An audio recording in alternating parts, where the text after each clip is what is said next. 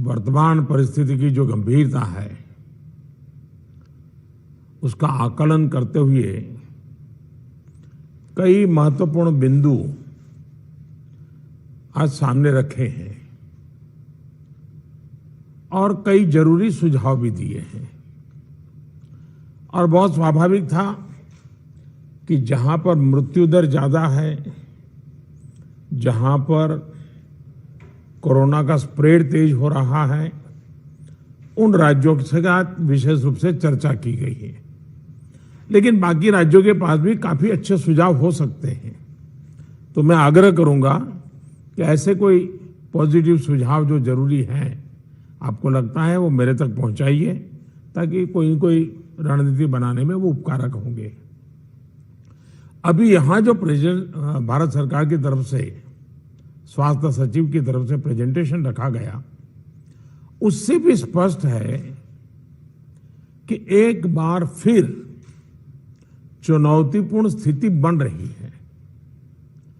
कुछ राज्यों में स्थिति ज्यादा चिंताजनक है।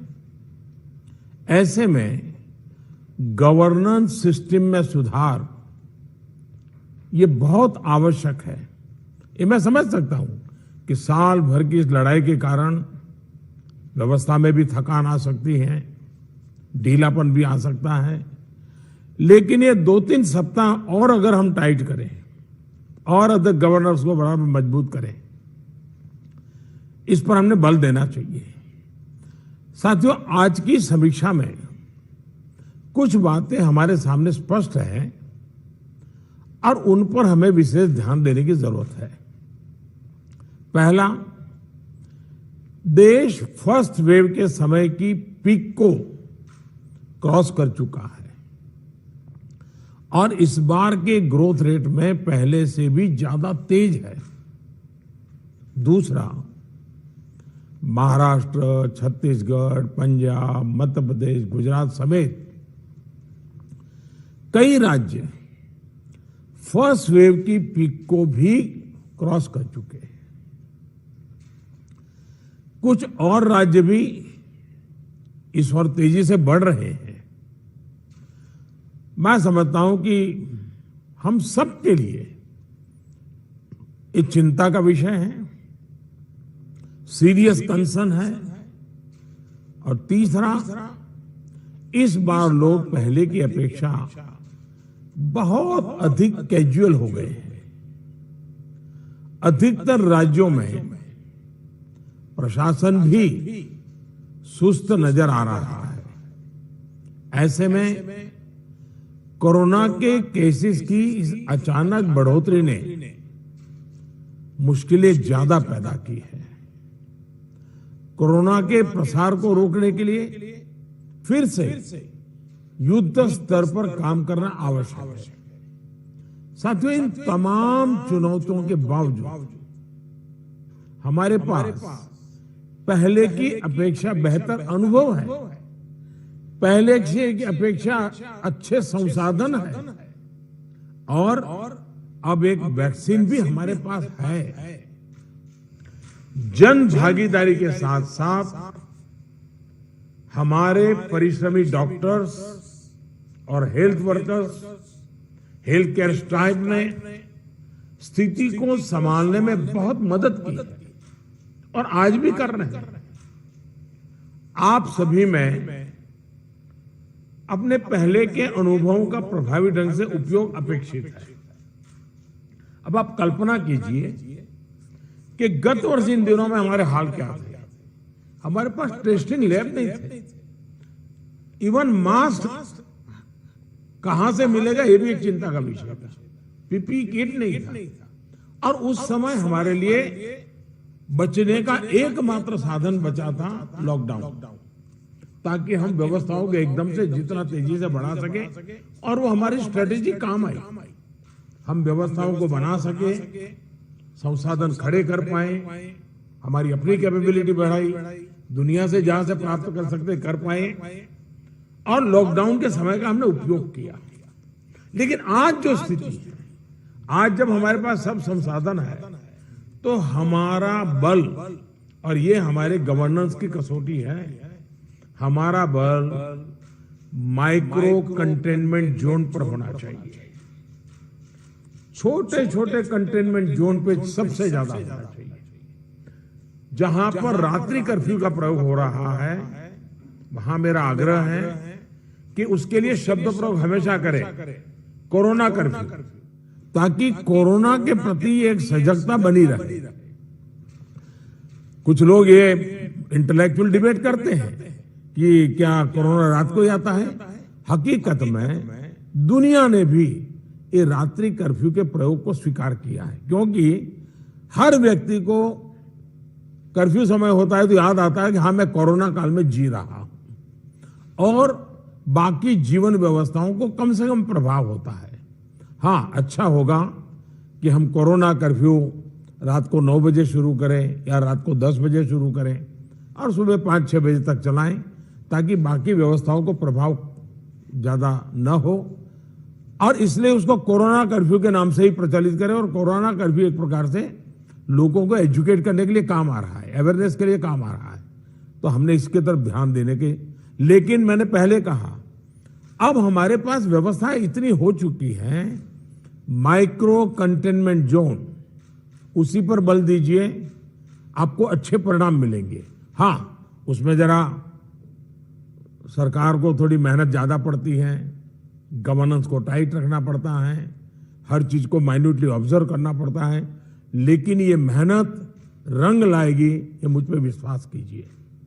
दूसरी बात है, हमने पिछली बार कोविड का आंकड़ा 10 लाख एक्टिव केसेस से 1.25 लाख तक नीचे लाकर दिखा दिया था।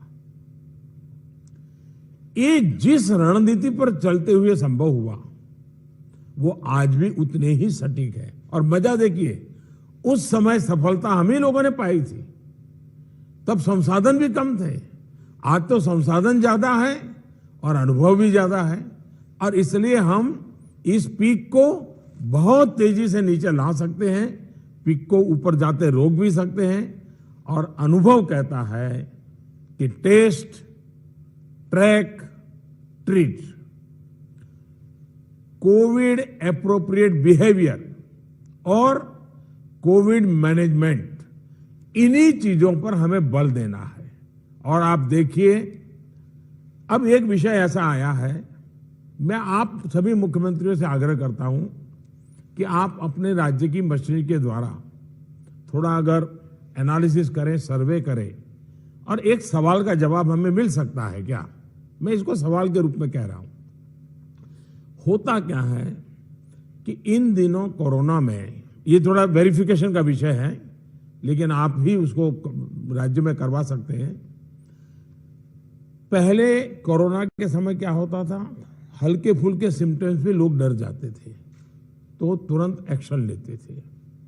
दूसरा, इन दिनों बहुत पेशेंट असिम्टोमेटिक है और उसके कारण उनको लगता है तो ऐसे ही थोड़ा जुकाम हो गया, ऐसा हो गया, कभी कभी तो वो भी नजर नहीं रहा, और उसके कारण वो परिवार में पहले की तरह ही जिंदगी जीते हैं और परिणाम स्वरूप पूरा परिवार लपेट जाता है और फिर इंटेंसिटी बढ़ती है।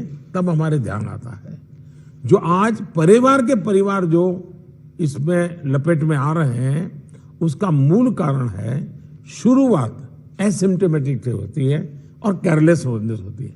उसका उपाय क्या है? उसका उपाय है प्रोएक्टिव टेस्टिंग। हम जितना ज्यादा टेस्टिंग करेंगे तो एसिम्टोमेटिक जो पेशेंट होगा वो भी ध्यान में आ जाएगा, तो परिवार में होम क्वारंटाइन वगैरह ढंग से कर लेगा। वो परिवार के साथ जैसे नॉर्मल जिंदगी जीता है वो नहीं जिएगा, और इसलिए पूरा परिवार जो आज सब लपेट में आ जाता है उसको हम बचा सकते हैं। और इसलिए हम अभी चर्चा जितनी वैक्सीन की करते हैं उससे ज्यादा चर्चा हमें टेस्टिंग की करने की जरूरत है, बल टेस्टिंग पर देने की जरूरत है। और हमने सामने से टेस्टिंग के लिए जाना है, उसको तकलीफ हो और फिर टेस्टिंग करने के लिए आए और फिर उसको पॉजिटिव नेगेटिव मिल जाए, और वो मैं समझता हूं क्रम हमारे लिए थोड़ा बदलना पड़ेगा। हमारे पास वायरस को कंटेन करने के लिए एक अहम तरीका है कि हम ह्यूमन होस्ट को कंटेन करें।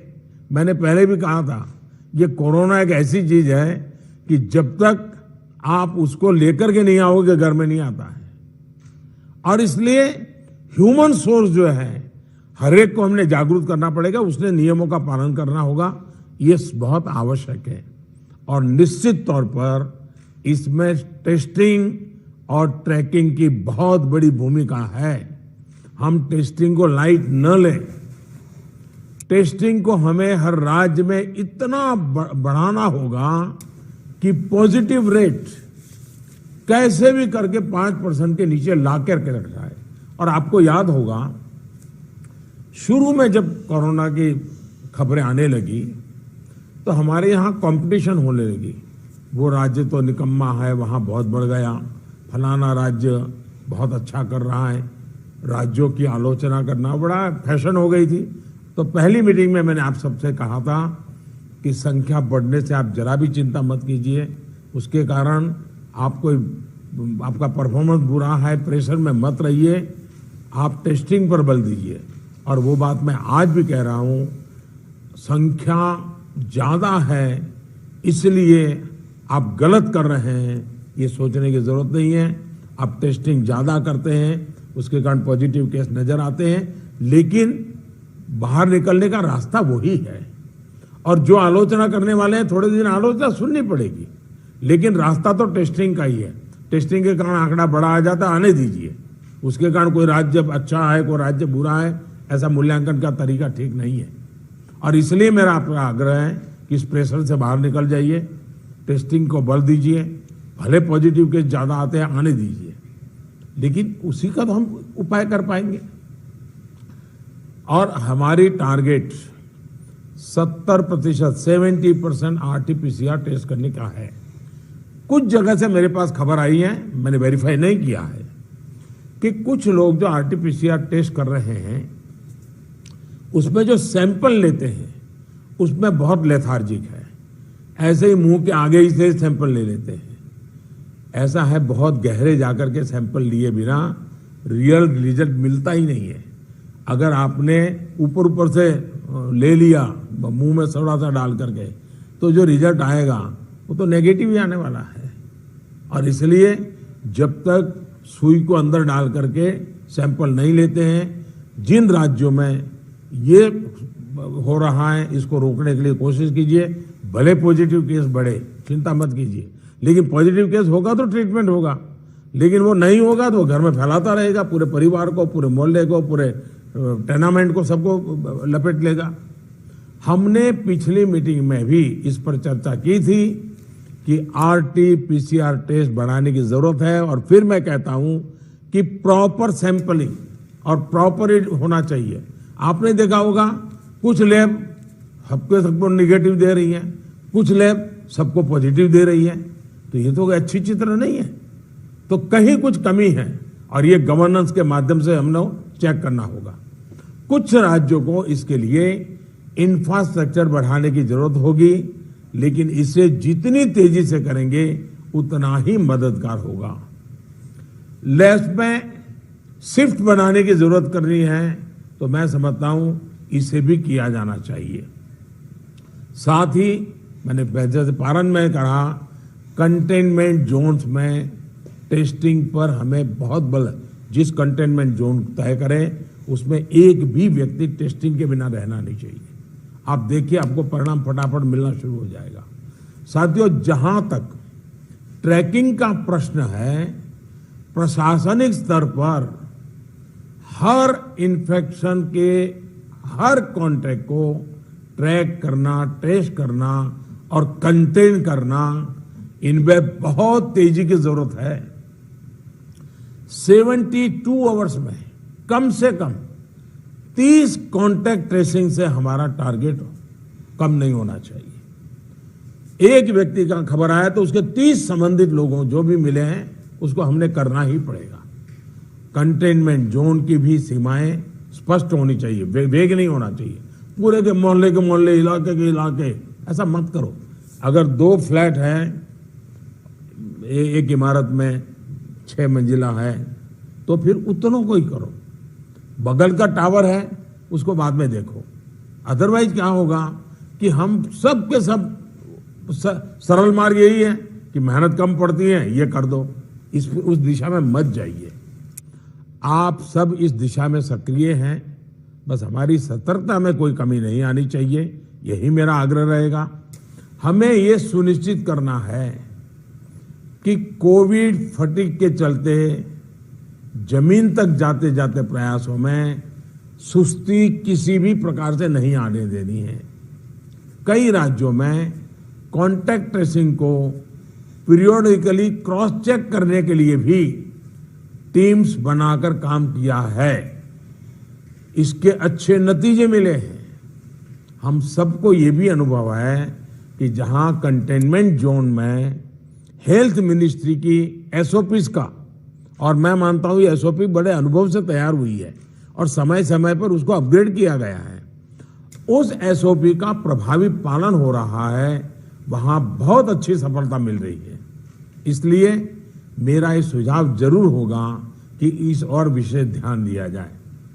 साथियों, हमने चर्चाओं के दौरान अभी मोर्टालिटी रेट पर चिंता जताई, ये कम से कम रहे, इन पर भी हमें बहुत जोर देना है।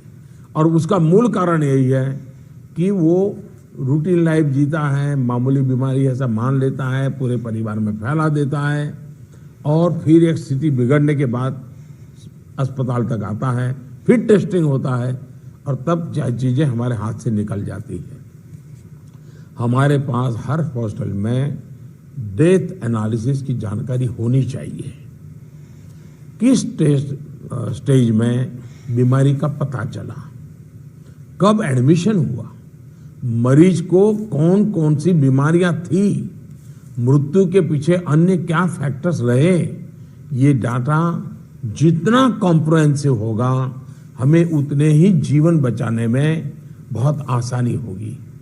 साथियों, मैं आपकी भी जानकारी में है कि एम्स दिल्ली हर मंगलवार और शुक्रवार को इस विषय पर वेबिनार आयोजित करते हैं और देश भर के डॉक्टर्स उनसे जुड़ते हैं। ये लगातार होते रहना चाहिए। सभी राज्यों के अस्पताल इनसे जुड़ते रहें। जो नेशनल क्लिनिकल मैनेजमेंट प्रोटोकॉल चल रहा है, उनकी जानकारी सबको रहे, ये भी जरूरी है। और ये लगातार कम्युनिकेशन की व्यवस्था है। जो मेडिकल फैकल्टी के लोग हैं, उनको उन्हीं की भाषा में उन्हीं को लोग समझाएं, इसका प्रबंध है, इसका लाभ लेना चाहिए। इसी तरह एम्बुलेंसेस, वेंटिलेटर्स और ऑक्सीजन अवेलेबिलिटी की भी लगातार समीक्षा आवश्यक है। अभी तक जब पिछली बार हम पीक में थे, आज भी देश में उतना ऑक्सीजन का उपयोग नहीं हो रहा है और इसलिए एक बार एनालिसिस कर ले हम चीजों का, रिपोर्ट को जरा वेरीफाई कर ले हम। साथियों, एक दिन में हम 40 लाख वैक्सीनेशन के आंकड़े को भी पार कर चुके हैं।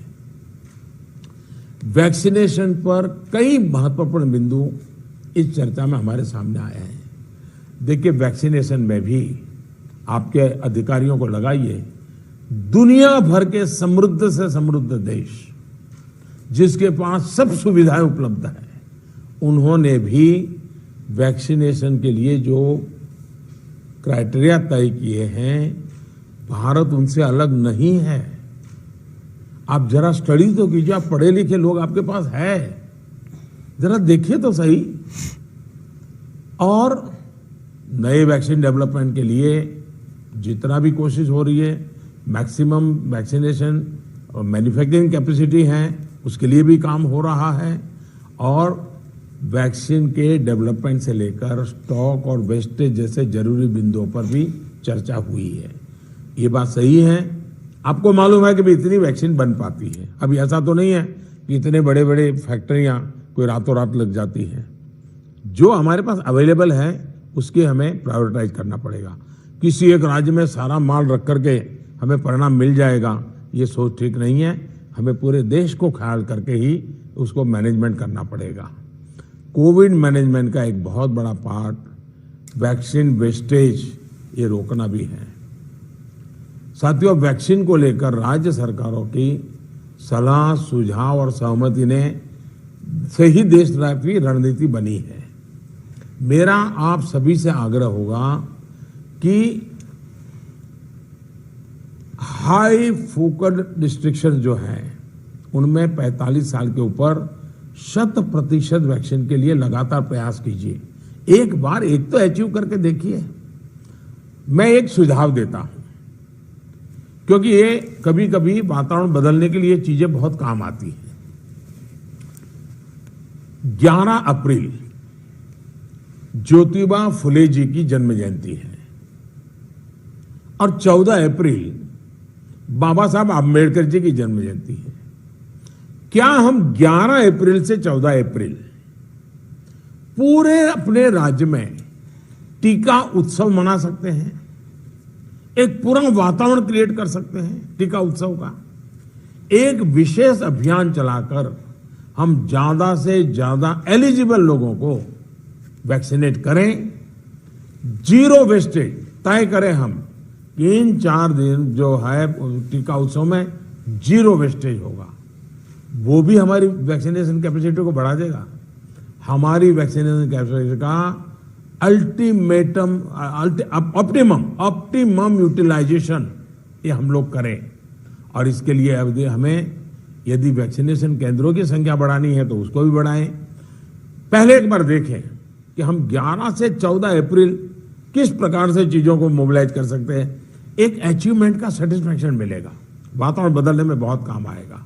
और मैं भारत सरकार को भी मैंने कहा हुआ है कि जितनी मात्रा में हम वैक्सीनेशन पहुंचा सकते हैं पहुंचाने का प्रयास करें।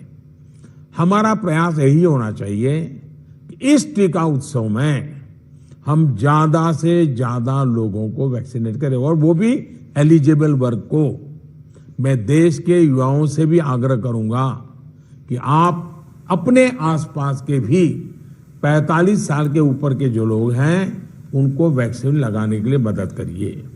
मेरी नौजवानों से विशेष अपील है, आप हेल्दी हैं, सामर्थ्यवान हैं, आप बहुत कुछ कर सकते हैं, लेकिन अगर मेरा देश का नौजवान कोरोना के जो एसओपीज हैं, जो प्रोटोकॉल्स हैं, डिस्टेंस मेंटेन करने वाली बात है, मास्क पहनने वाली बात है, अगर मेरा देश का नौजवान इसको लीड करेगा तो कोरोना की कोई ताकत नहीं है कि मेरे नौजवान तक पहुंच जाए। हम पहले इस प्रिकॉशन को नौजवानों पर बल दें। नौजवानों को वैक्सीन के लिए जितना हम मजबूर करना चाहते हैं उससे ज्यादा उसको प्रोटोकॉल के लिए प्रेरित करें। अगर हमारा नौजवान इसको बीड़ा उठा लेगा, खुद भी प्रोटोकॉल का पालन करेगा, औरों से भी करवाएगा, तो आप देखिए वही स्थिति जैसे हम एक बार पीक पर जाकर के नीचे आए थे, दोबारा हम आ सकते हैं। इस विश्वास के साथ हम आगे चल सकते हैं। सरकार ने एक डिजिटल व्यवस्था बनी आई है जिससे लोगों को वैक्सीन में मदद मिल रही है, और बहुत अच्छा अनुभव सब लोग लिखते भी हैं कि भाई मुझे बहुत अच्छा अनुभव रहा। लेकिन इस डिजिटल व्यवस्था से जुड़ने में जैसे भी परेशानी आ रही है, जैसे गरीब परिवार हैं उनके लिए टेक्नोलॉजी का समझ नहीं है, मैं नौजवानों से कहूंगा ऐसे परिवारों को मदद करने के लिए आप आगे आइए। हमारे एनसीसी हो, हमारे एनएसएस हो, ये हमारे राज्य के जो सरकार की व्यवस्थाएं हैं उनको हम काम में लगाएं ताकि लोगों को थोड़ी मदद मिले। हमने इसकी चिंता करनी चाहिए।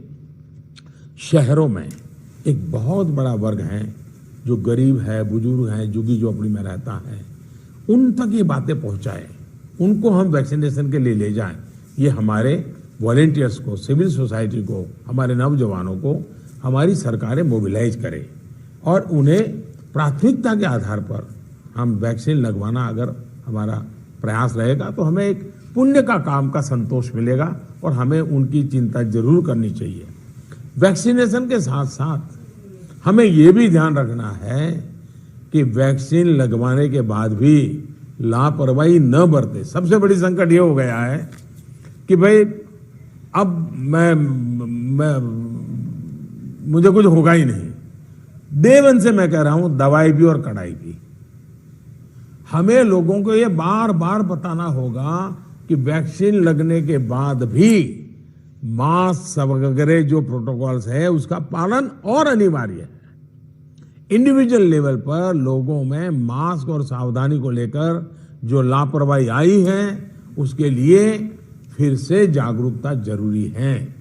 जागरूकता के इस अभियान में हमें एक बार फिर समाज के प्रभावी व्यक्तियों, सामाजिक संगठनों, सेलिब्रिटीज, ओपिनियन मेकर्स अपने साथ जोड़ना होगा। और इसके लिए मेरा आग्रह है कि गवर्नर नाम की जो अपने यहाँ इंस्टीट्यूट है, उसका भी भरपूर उपयोग किया जाए। क्या गवर्नर साहब के नेतृत्व में, मुख्यमंत्री जी के मार्गदर्शन में ऑल पार्टी मीटिंग, राज्य तो सबसे पहले कर लें, राज्य ऑल पार्टी मीटिंग करें और ऑल पार्टी मीटिंग करके एक एक्शनेबल पॉइंट तय करें। फिर मेरा आग्रह है कि गवर्नर साहब और मुख्यमंत्री मिलकर के जितने भी इलेक्टेड लोग हैं उनका वर्चुअल वेबिनार करें।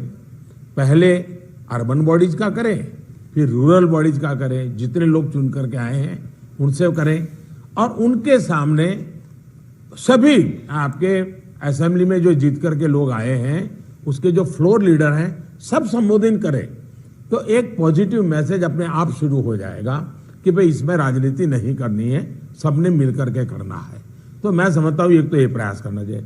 दूसरा, गवर्नर साहब के नेतृत्व में, क्योंकि मुख्यमंत्री के पास बहुत काम रहते हैं, लेकिन गवर्नर साहब के नेतृत्व में एक आध समिट, बड़ा वेबिनार भी किया जाए, और जो शहर हो वहाँ पर लोकल हो तो सभी धार्मिक नेताओं को बुला करके एक समिट हो जाए और बाकी लोगों को वर्चुअल जोड़ा जाए।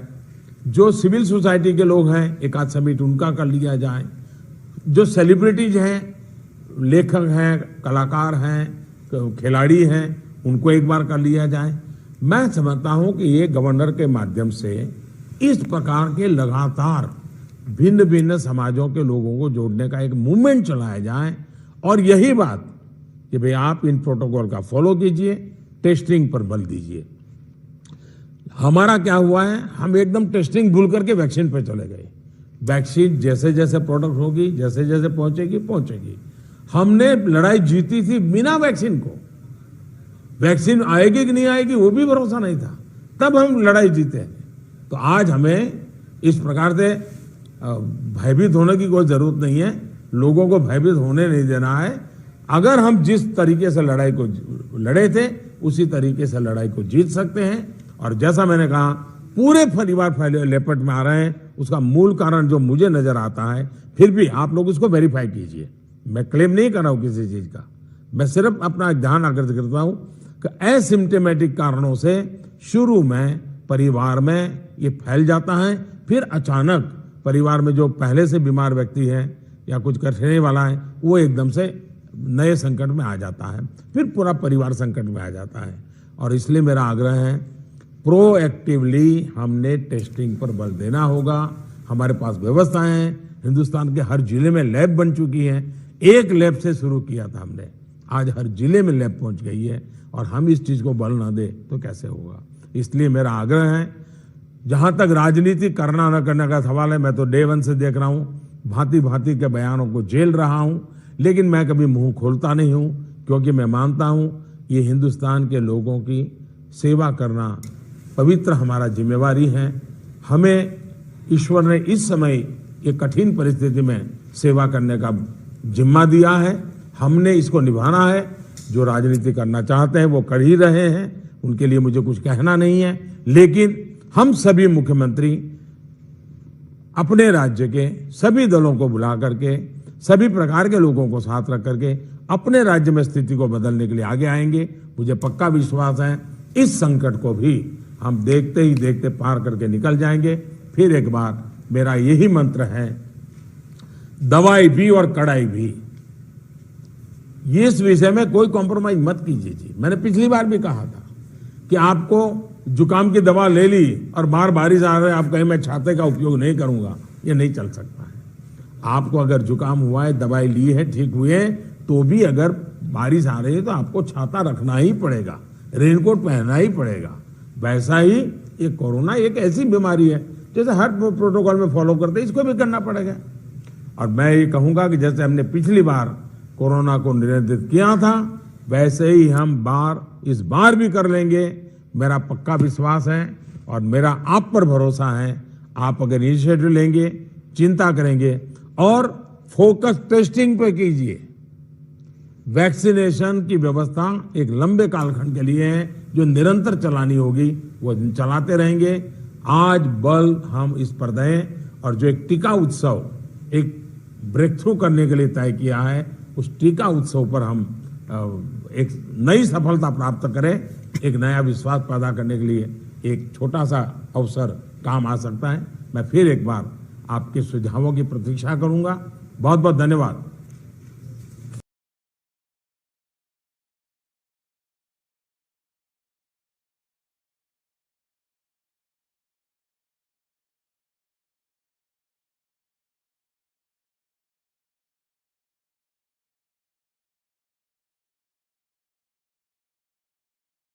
अगर आपको हमारी यह वीडियो पसंद आई तो दी बॉटल को सब्सक्राइब, लाइक, शेयर और कमेंट करना ना भूलिएगा।